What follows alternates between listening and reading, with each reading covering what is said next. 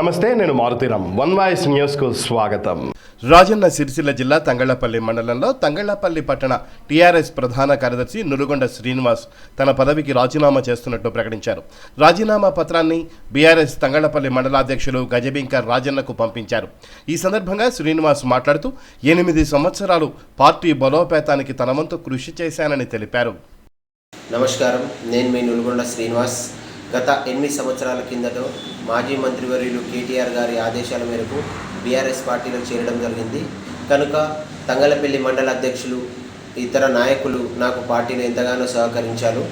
నేను పార్టీ ఆదేశాల మేరకు ఏ కార్యక్రమాన్ని నాకు అందించినా ఆ పార్టీని విజయవంతం చేసి పార్టీకి సహకరించాను.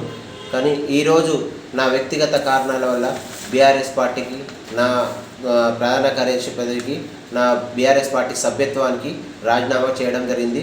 ఈ రాజీనామా లేఖను మండల అధ్యక్షుడు రాజన్న గారికి పంపించడం జరిగినది. కావున నా యందు దయదలిచి ఈ రాజీనామాను ఆమోదించాలని నేను కోరుకుంటున్నాను. ఇట్లు మీ నులుగొండ శ్రీనివాస్.